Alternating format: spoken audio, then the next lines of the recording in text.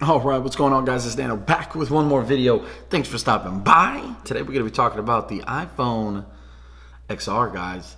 This is the XR model. This is the yellow model. This is the first iPhone in a while that I feel like kind of makes sense.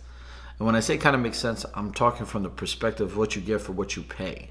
So before, we had the iPhone X and then the iPhone 8 Plus and all that nonsense. Now we have the iPhone XS, XS Max, and XR, with the XS and the XS Max being the exact same phone, except one is bigger than the other and therefore has a bigger battery. So with that being said, the XR that Apple has finally released introduces a lower price point. It gives you more colors, not that that's something that you should go out and buy it for, but you do have that customability. And it gives you a lot of what most people, most average consumer looks for in a phone. Bigger screen these days, some pretty better, features in terms of like what this guy has is the face unlock, and then a good processor and a pretty good camera. With Apple right now, you actually have a really good trade-in incentive. So let's go ahead and unbox this bad boy. Apple has given us this little pulley tab nowadays, so I don't even need my my knife anymore. You've got your stickers, hello, SIM card ejector tool, and this is the unlocked model for anybody who's wondering. So here's the phone itself. Look at that bad boy.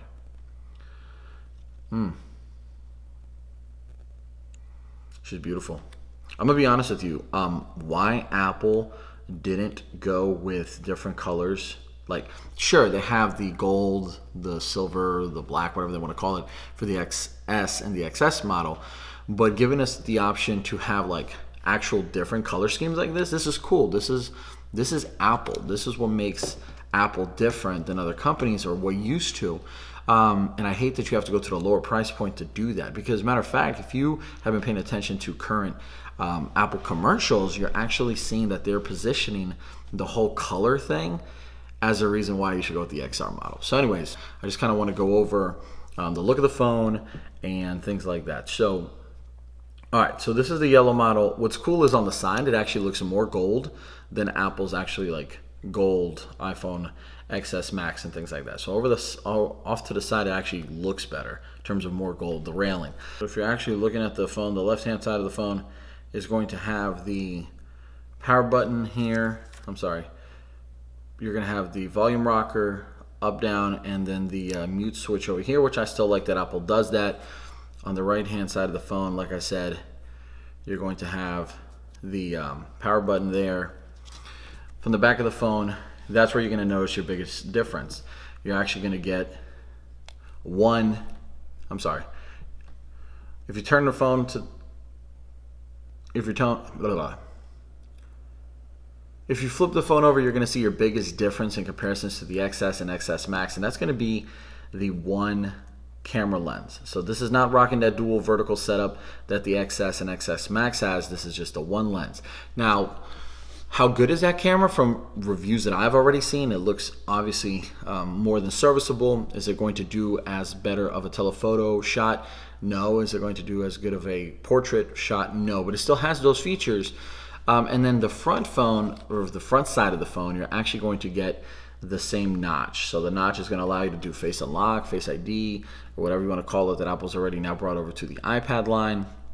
And then maybe not a lot of people are going to notice this. Now the phone is off, so you're not going to see a lot of it, but when you have the phone on, you're actually going to have a bigger bezel, because this is not an OLED screen. This is actually an LCD screen. So Apple cut corners and cut costs down by reducing the quality of their actual screen for the XR model. But other than that, it's going to have the same amount of RAM. It's going to have the same processor inside. I believe Apple calls it their what do they call it? Bionic or something. I don't know. It's just their most powerful chip on an iPhone yet. So you're going to have all that, and then you're going to have obviously the newest and best iOS. And there you have it, guys. If you're looking for a cheaper iPhone model, then the XR is your best bet, unless you're okay with getting a used an XS or an XS Max. You get more choices in terms of color. You get a much more swallowable price point entry.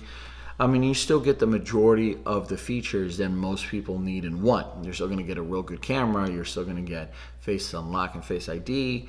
And you're going to get a bigger screen because this is 6.1 inches. Let me know in the comment section below if you're considering the XR, if you've gotten the XR, if you have the XS Max, if you, like me, switch between phones. Or maybe I'll use this and then my Google Pixel 3 XL. Stay tuned for the next video. What I'm going to do is, like I always do, I'm going to do a likes video, I'm going to do a dislikes video, and then I'm going to do a final review on this guy. And then I'm going to compare it with the Google Pixel 3 XL and potentially any other phone that I get or have laying around. So hit that subscribe button, hit that like button, and again, leave any questions in the comment section below. Like always, it was Nando. Peace, salute, and adios.